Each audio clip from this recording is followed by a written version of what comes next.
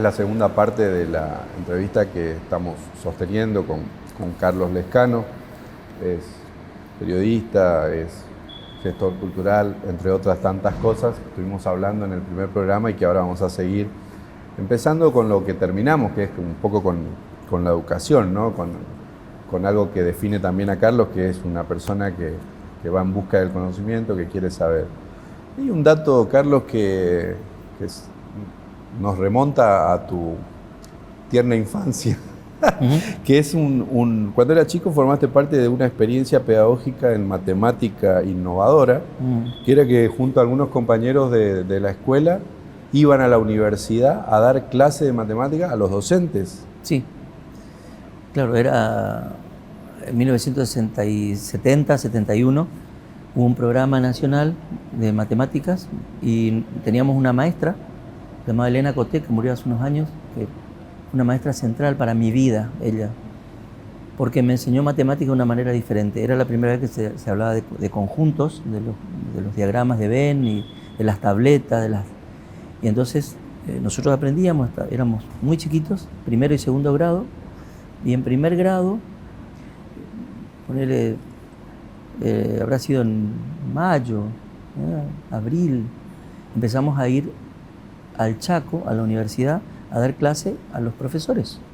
A dar clase. Ella daba clase y nosotros, mis compañeros, hacíamos. Nos ponían a los 6 años un problema de álgebra y nosotros hacíamos resultados, hacíamos una forma diferente de enseñar, que era más asociativa que memorística, y era un comportamiento lógico, ¿no? Esto era, mis compañeros eran...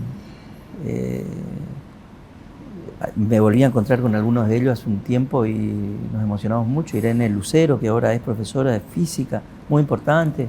Daniel Ramírez, Claudio muy interesante Porta. la historia y después poder objetivarla con el tiempo, ¿no? ¿Y cómo no, el tema eso? es que después, está mal para mí, porque después se volvió a la matemática tradicional y eso me destrozó la cabeza y me destrozó la vida, digamos. ¿Por qué? Y porque yo había empezado a estudiar de otra manera, que es la manera que hoy pienso. Yo pienso con la lógica que me enseñó Elena Coté. Mi gran maestra de la vida se llama Elena Coté. ¿Y esa lógica? Esa lógica es tropieza con la lógica... Con la cartesiana, con la apodíctica justamente, ¿no? Con la que tiene un solo resultado, un solo camino. Es decir, el modelo pedagógico puede marcar definitivamente el destino de las personas, ¿no? Lo marcó, sí. Sí. Y para mí, yo sigo pensando de la misma manera que me enseñó Elena Coté, que es a través de asociaciones, de llegar a ciertos lugares por diferentes caminos. Eso para mí esos años fueron hermosos y hoy son mi sostén de vida, lógico, de pensamiento y de lectura. Esto corre por mi cuenta, ¿no? Pero tenés cierta admiración, más allá de todo esto, por los académicos, ¿no? Sos amigo de muchos de ellos. Sí. Puedo nombrar unos cuantos, sí. Por ejemplo, sí. Carlos Altamirano, Beatriz Arlo, hablabas recién de Santiago Kovalov y Cristina Iglesias, etc. ¿Y qué es lo que hay ahí? ¿Qué es lo que te lleva a buscar el camino de encontrarte con esta gente? Está lo que yo no tengo, que es el rigor, la academia, el estudio sistemático. Yo tengo gran admiración por ellos, pero también tengo gran admiración por Gustavo Sánchez Mariño, por Fernando Abelenda, por Nati Lengino, por vos, que yo estoy con ustedes porque yo tengo gran admiración por ustedes. Yo no estoy de otra, por eso yo lo que hago es estar con la porque... gente que a mí me interesa. Sí, yo le cuento. Yo aprendo todo el tiempo. Claro, bueno. ¿No? Eso. Pero ahí siempre que te presentás con sí. la gente, te escondes detrás de una especie de humildad muy grande. Sí. Que no la tenemos los que no hicimos ni el 10% de lo que vos hiciste. La pregunta es, ¿eso es una máscara, es una protección o es una forma que vos tenés de abrir la puerta al conocimiento del otro, a la amistad del otro, al saber del otro. Yo creo que es una típica postura de autodidacta. El autodidacta hace que no sabe y sabe, ¿viste? Y entonces lo que hace todo el tiempo es esta cuestión de soy menos, y sin embargo tenemos una gran soberbia. El autodidacta es un soberbio y es un ignorante, digamos, a la vez. Entonces, ¿viste? Esta situación humana, contradictoria, que se manifiesta balbuceante, y lo que hace es que en realidad sea una persona bastante segura e insegura a la vez, paradójicamente. Bueno, eso. Yo me acerco a todos tratando de que me enseñen algo y saber algo. Yo cada vez que hablo con el que tiene iglesia, ¿viste? Es increíble para mí. Ahora estamos haciendo una cosa con Carlito Gómez Sierra. Para mí, ¿viste? Hablar con Carlos es siempre un placer. Para mí. Sí. Con Cacho González Bedoya. Sí. Son mis amigos. Tu conocimiento es un conocimiento no académico. Y más allá de tu relación con esa cuestión, ¿vos te reprochás algo de tu conocimiento no académico, de no haber seguido, sí, de no haber validado académicamente, más allá de por qué, y recién lo explicaste por qué? Sí, me reprocho muchísimo no saber idiomas, ¿sabes?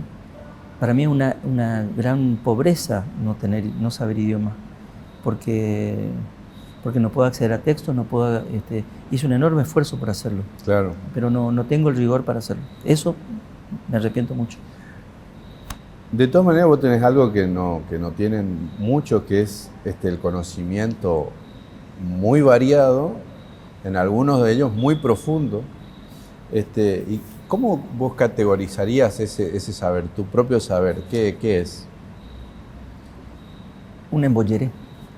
Es una mezcla de cosas que no tiene especificidad, que de acuerdo a lo que estoy leyendo voy buscando más hacia ahí, ¿viste? Yo estoy leyendo los textos de Burucúa, ¿no? Bueno, ahí vamos. Y entonces, bueno, ahora, ¿viste? Estoy releyendo un montón de textos medievales que bueno, me sirven. Pero el medioevo para vos también es una constante. Es una fascinación. A vos te gusta mucho el medioevo. Sí. ¿Y qué es la información que buscas ahí? ¿Qué es lo que te atrae de esa época? No sé, me parece el gran conocimiento, ¿no? El medioevo y el renacimiento. El primer renacimiento me parece es un nombre auroral para mí, un nombre inaugural. Es como un griego, ¿viste? Es primordial. Ahí surge, ¿no? Algo. En el griego y en el medioevo que prepara el hombre renacentista, ¿no? Me parece que eso es muy interesante. El hombre renacentista tiene eso que es... Me interesa mucho la historia del libro, ¿verdad? La historia del libro como objeto. Sí, porque entonces ahí hay un depósito de saberes a cargo de ciertas personas, muchos monacales, ¿no? Los libros se cuidaron en monasterios. Claro. Y mucho de traducción, justamente, ¿no? De copia y traducción. La traducción medieval es una cosa increíble. De lenguas dificilísimas, ¿no? Como es una hazaña de San Jerónimo, la Vulgata, por ejemplo, ¿no? Una cosa, la primera Biblia al latín, una cosa increíble para mí, no sé cómo explicarte. Lo mismo que todo el medioevo lo que hizo fue proteger los libros, ¿viste? Cuidarlos, estudiarlos, copiarlos, traducirlos, bueno, un enorme valor. Traducir un texto era dificilísimo, no todos leían. Está bien, hay una parte oscurantista, obvio. Claro, pero también hay una parte de trascendencia, hay una mirada trascendente ahí, ¿no? En la protección del libro, un conocimiento que después seguramente se va a hacer... Le debemos a ellos el cuidado de esos textos, que eran códices, ¿no? Claro. Se había pasado el papiro al códice y el códice era de difícil lectura. Vos escribís libros también, en general... Hasta aquí, por lo menos, sobre chamamé, relacionados con los chamameceros. No escribiré más, decidí no escribir nada más. Bueno, pero ¿por qué escribís libros de chamamé y de chamameceros? A mí me interesaba sobre todo una cosa que yo le venía diciendo al Topo Subieta, que yo creo que es el gran historiador, difusor y productor de chamamé que tenemos hoy, que viene de la tradición de los Piñeiro, digamos. Yo creo que él abreva ahí y hoy es el más importante que tenemos, investigador reconocido desde el Topo Subieta. veníamos diciendo ciertas cosas porque dábamos unas charlas a unos estudiantes de Harvard que venían todos los años, y entonces yo le venía diciendo algunas cosas, ¿no?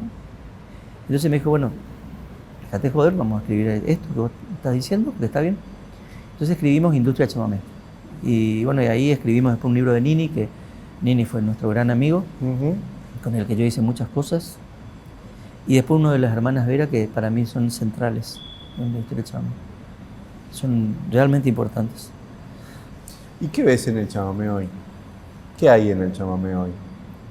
Otra vez, me parece que lo más importante está sucediendo en los bordes. En los bordes. En los bordes, claro, sí. En principio hay un gran trabajo de nuevos instrumentistas que tienen formación Académica, claro. académica. Pero por espíritu lugareño, te diría, que por más academia que le pongas a los muchachos, siguen manteniendo ese aura que es propio de la zona de acá. Entonces se cuela, en la academia se cuela lo otro siempre, por eso mantenemos lo que mantenemos, por eso mantenemos esa esencia, ¿no? Y por eso discutimos todavía, o sea, el origen del chamamé está todo el tiempo ahí dando vueltas, aún poniéndole todo lo que hay que poner, o todo lo que está disponible hoy como tecnología, como conocimiento. No podemos salir de esa discusión. No, pero yo creo que hay que salir de esa discusión. Nosotros con el Topo decidimos salir de ahí y hablar de otro momento, que es desde el momento de la grabación del primer chamamé, de los primeros discos, qué pasó, quiénes fueron, qué pasó. Eso me parece que es más interesante. ¿Y qué es la industria chamamé? La industria chamamé es justamente el florecimiento del chamamé como género grabado. Entonces, en 1931, un montón de correntinos estaban en Buenos Aires haciendo un montón de tareas vinculadas al laburo, digamos, trabajaban en frigorífico, muchos, se ubicaban todos en los bordes de la ciudad, y esa gente componía canciones que evocaban a Corrientes, que estaba lejos, componían esto, grababan, sonaban la radio multiplicaba esta música en los campos. Esto se vendía en los ramos generales, ¿no? Por un catálogo, iba al paisano, pedía eso y escuchaba, ¿no? Esto es lo que pasaba. Entonces hay ahí algo simbólico que se comparte, un mundo compartido entre el correntino de Buenos Aires que grabó eso y se juntaba con su gente, y el que estaba acá, que escuchaba aquello que era una evocación, y este mundo compartido, transmitido por la radio, por el disco, por la revista, por el cine después, por la tele después, la industria cultural de adorno, funcionaba de este modo. Es un sistema, un engranaje capitalista de producción y consumo que hacía que la gente comparta un universo simbólico. Ahora, esa industria cultural, ¿no? Esa industria chamamé, que está inmersa en una industria cultural, nosotros podríamos decir que hay una industria cultural correntina y en todo caso está preparada para poder disputar un espacio en la industria cultural nacional, en la industria cultural internacional, sí, dado los nuevos consumos, cómo se consume hoy, por ejemplo, Netflix, ¿no? Claro, lo que hay que hacer es... Spotify en el caso de la música, ¿no? Es adaptarse a eso. Las industrias culturales terminaron, hay industrias creativas. Las industrias creativas funcionan en streaming. Lo que tenemos que hacer es empezar Explica un poco eso. Es empezar a comprender estas nuevas formas de intercambio de información y de consumo. Hay nuevas formas de consumo. La forma de consumo está en Internet. Claro, tenemos que hacer productos para Internet. El producto ya no es un objeto, sino... No es un objeto. No es objetual. Está en la red y está disponible en la red. Nosotros tenemos que comprender esos nuevos lenguajes y hacer videos acorde a los nuevos tiempos para los nuevos públicos. El punto es que si nos quedamos solamente editando discos, objetos, vamos a perder todo el futuro. Este es el punto. ¿Viste? Tenemos que mejorar eso. Tenemos que mejorar nuestras formas de producción de contenidos. Es increíble que quienes fueron las primeras que vieron esto, por ejemplo, fueron las Veras, ¿no? Increíble. Las Veras son un milagro. Milagro. Son excepcionales las Veras. Dos chicas que nacieron en Cacatí, sin maestros, sin formación, casi aisladas, solamente con el fuego sagrado de querer decir algo y de cantar. Y salen de ahí y hacen todo este camino y llegan a París, ahora hicieron una gira europea. Sí, no, pero 50 años de música. 50 años de música, Y ahora discos. el último disco es digital, Es digamos. digital, claro, por supuesto, está muy bien. Pero ellas cuando se grababan el disco, grababan un disco, 800.000 placas. A los 6 meses grababan 800.000 placas. Bueno, algo pasa con esta chica, ¿viste? Claro. Puedo no gustarte, ahora Sí, sí, sí. el reconocimiento es otra cosa. Claro. Bueno, vos producís libros, eventos, espectáculos y si no sos el padre, sos uno de los padres de la Feria del Libro de Caacatí. Nosotros en este programa hablamos mucho de la Feria del Libro de Caacatí. ¿Qué es la Feria del Libro de Caacatí? Yo creo que es la necesidad de ese pueblo de hacerlo. Ellos tienen, eso es una tierra de poetas. De ahí salió Gordiola, Rodrigo Alarza, David Martínez. Y ahora muchos, Fabián Brizuela, Irene Pérez, muchos, Rodrigo Alarza. Necesitaban un lugar porque lo tienen.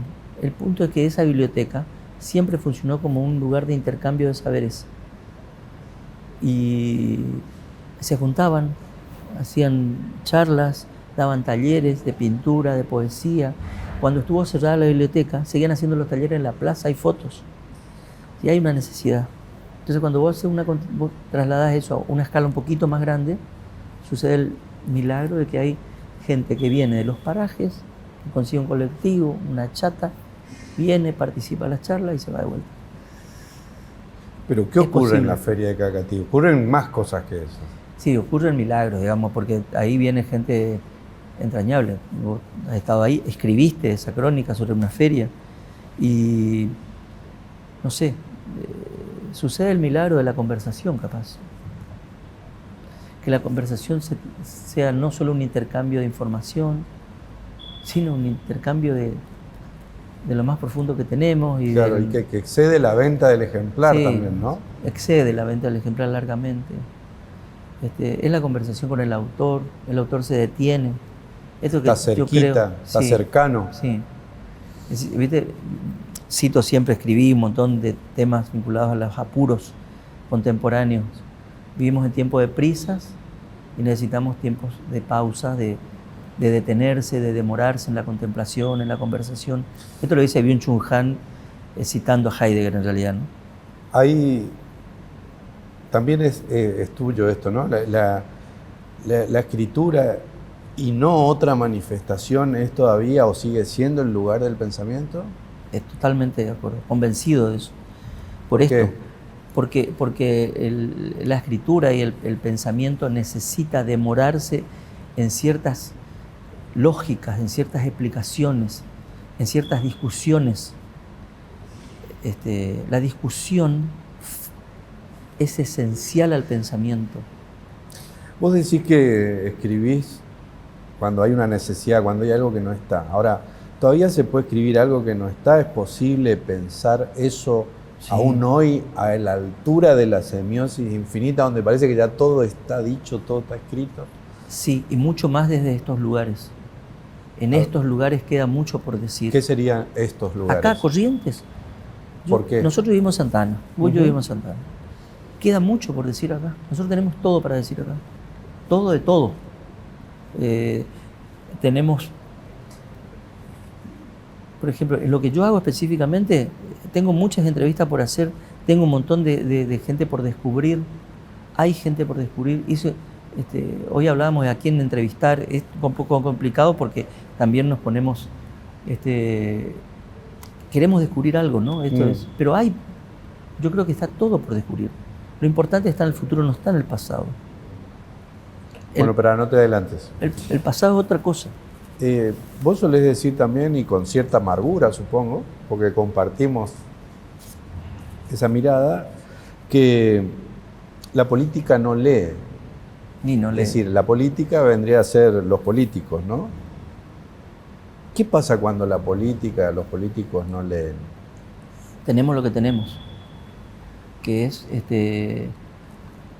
me parece corto de miradas, cortos de vista, los horizontes son muy cercanos, el horizonte es infinito, como es infinito el conocimiento.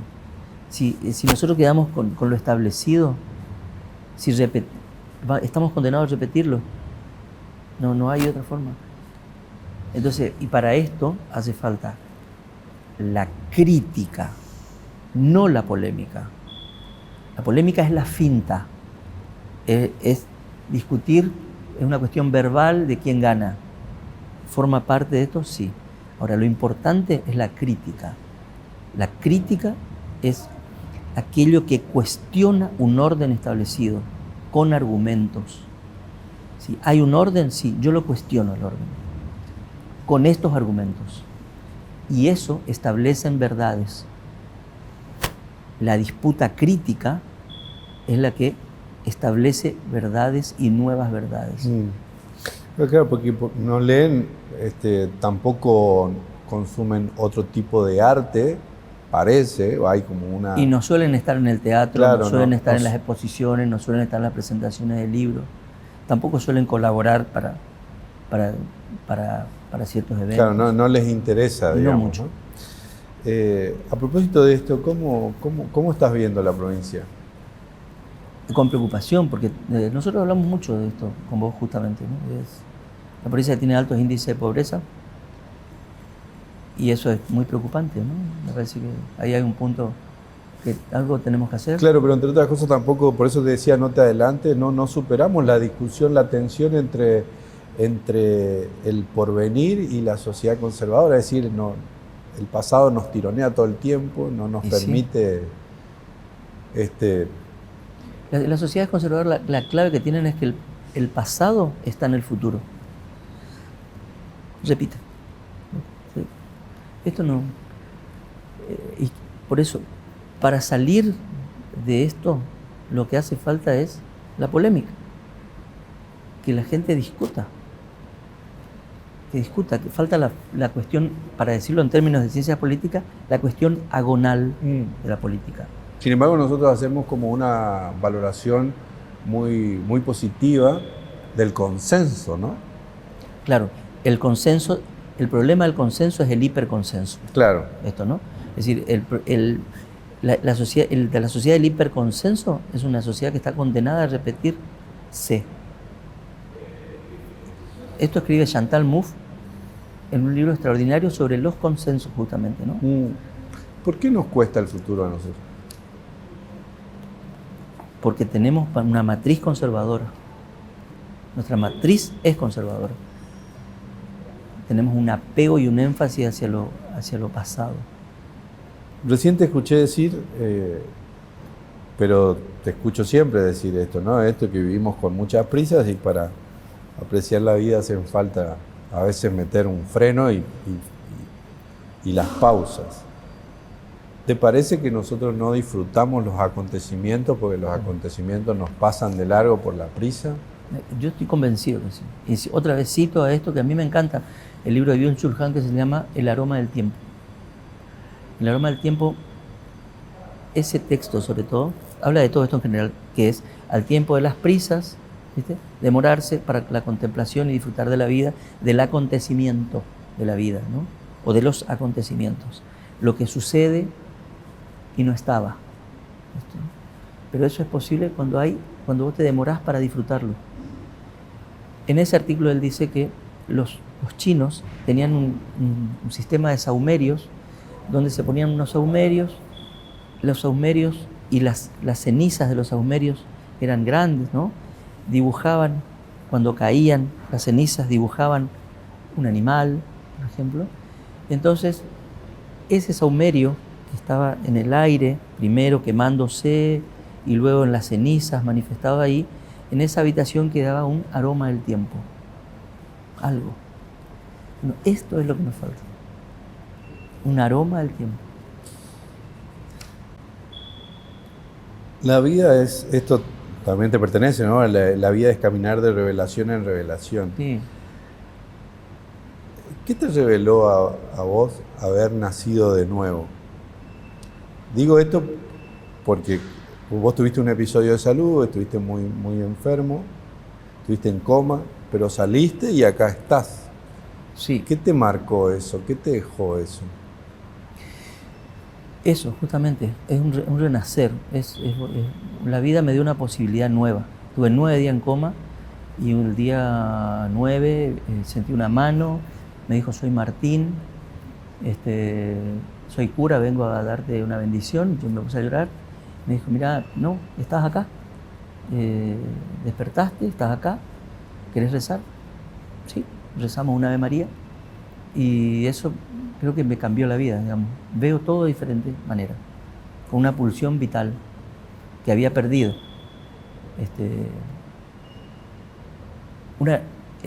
Son 2 hechos importantes, ¿no?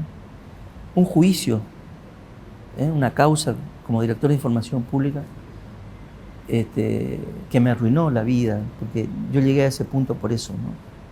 Estar en coma. Y pude salir de ahí y después de eso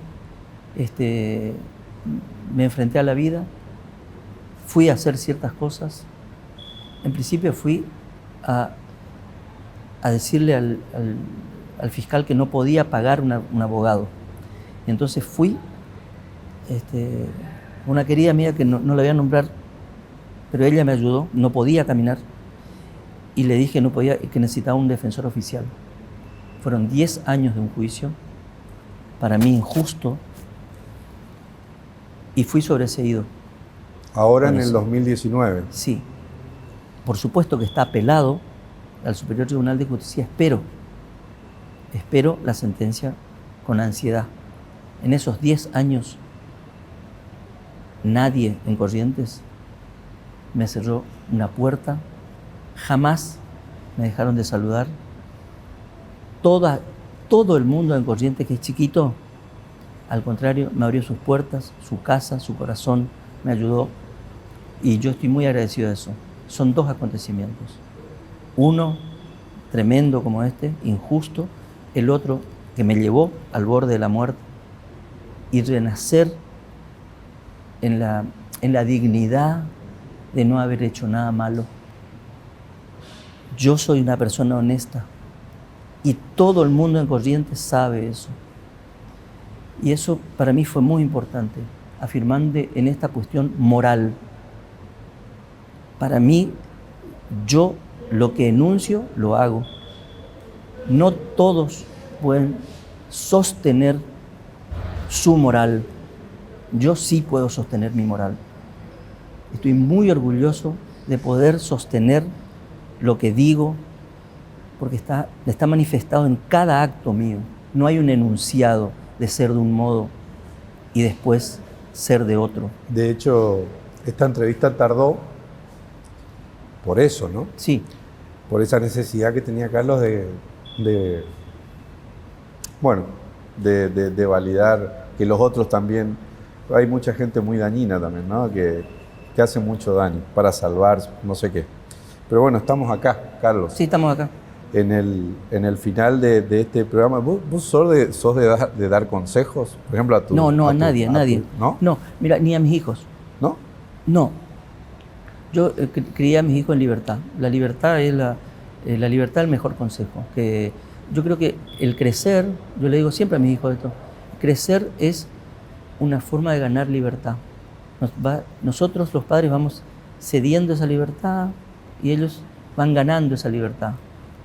Ahora, si te pido que me digas cuál es el mejor libro que leíste, ¿cuál sería? Muchos, pero me voy a quedar, muchos, pero me quedo con el último que leí, que es La historia natural de los elefantes de Burukua, que es conmovedor. Una historia de elefantes que habla de la relación del elefante y el hombre. Y si me tuvieras que recomendar un libro, no necesariamente de tu gusto particular, ¿qué libro me recomendarías? Muchos, pero me quedaría con El tren casi fluvial de Madariaga. Gracias, Carlos. Gracias a vos. A ustedes también, muchísimas gracias por estar ahí. La verdad que es una entrevista muy emocionante para mí, por un montón de razones. Espero que a ustedes también les haya gustado y les haya servido tanto como a nosotros. Estas y las demás entrevistas se pueden ver y escuchar en los repositorios digitales del Diario Litoral y de eduardo-ledesma.com. Muchísimas gracias y hasta la próxima.